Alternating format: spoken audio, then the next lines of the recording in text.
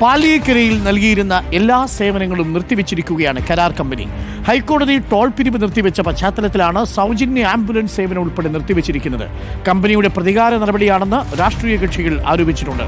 അർജുൻ മട്ടന്നൂർ, ഇത്രയും നാൾ നമ്മളെ ഊറ്റിയിരുന്നതാണ് എന്ന് പറയേണ്ടി വരും. ആ കമ്പനിക്ക് ഒരു തരിമ്പ് പോലും യാത്രക്കാരോട് കരുണയില്ല എന്നതിന്റെ മറ്റൊരു തെളിവ് കൂടിയാണ് പാലിയേക്കര ടോൾ ഹൈക്കോടതി ഉത്തരവിനെ തുടർന്ന് അവസാനിപ്പിച്ചതിന്റെ പ്രതികാര നടപടി എന്ന വണ്ണം ഇപ്പോൾ ആംബുലൻസ് സർവീസും അറ്റകുറ്റപ്പണി സർവീസുകളുമെല്ലാം നിർത്തിവെച്ചുകൊണ്ടിരിക്കുന്നത്. അക്ഷരാർത്ഥത്തിൽ അത് റോഡ് യാത്രക്കാരോടുള്ള വെല്ലുവിളി കൂടിയല്ലേ പാലിയേക്കര ടോൾ കമ്പനിയുടേത്?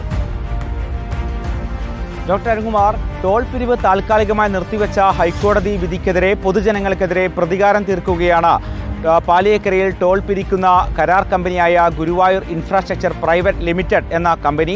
ഈ മേഖലയിൽ നൽകിയിരുന്ന എല്ലാ സേവനങ്ങളും നിർത്തിവെക്കുകയാണ് എന്നാണ് അവർ അറിയിച്ചിരിക്കുന്നത്. ഇതിൽ ഏറ്റവും പ്രധാനം അപകടങ്ങൾ നടന്നാൽ ആംബുലൻസ് സേവനം നൽകിയിരുന്നു. ഈ സേവനം നിർത്തിവെക്കുന്നു. അതോടൊപ്പം തന്നെ റോഡിലെ അറ്റകുറ്റപ്പണികൾ നടത്തുന്ന സേവനവും നിർത്തിവെക്കുന്നു എന്നാണ് കമ്പനി അറിയിച്ചിരിക്കുന്നത്. 4 ആഴ്ചത്തേക്കാണ് ഹൈക്കോടതി ടോൾ പിരിക്കുന്നത് താൽക്കാലികമായി നിർത്തിവെക്കാൻ വേണ്ടി ഉത്തരവിട്ടത്. അടിപ്പാത നിർമ്മാണവുമായി ബന്ധപ്പെട്ട ഈ മേഖലയിലെ പല റോഡുകളും തകർന്ന അവസ്ഥയിലാണ്.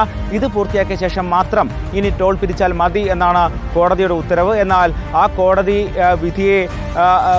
വിധിക്ക് യാതൊരു വിലയും കൽപ്പിക്കാതെയുള്ള നടപടിയാണ് ഇപ്പോൾ ഈ ടോൾ കമ്പനി നടത്തിക്കൊണ്ടിരിക്കുന്നത്. ഇതുമായി ബന്ധപ്പെട്ട ഹൈക്കോടതി വിധിയെ ചോദ്യം ചെയ്തുകൊണ്ട് ദേശീയപാത അതോറിറ്റി സുപ്രീം കോടതിയെ സമീപിച്ചിട്ടുണ്ട്.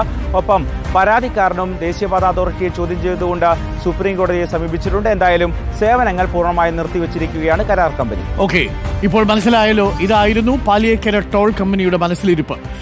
ടോൾ പിരിവ് ഹൈക്കോടതി നിർത്തി, സേവനങ്ങളും നിർത്തി. ആംബുലൻസ് അടക്കമുള്ള സർവീസുകൾ വിട്ടു തരേണ്ട എന്നുള്ളതാണ് തീരുമാനം. ഇനി വീണ്ടും ഉത്തരവ് തിരിച്ചു വരുമ്പോൾ ടോൾ പിരിവ് തുടരും ഇതേ കമ്പനി തന്നെ.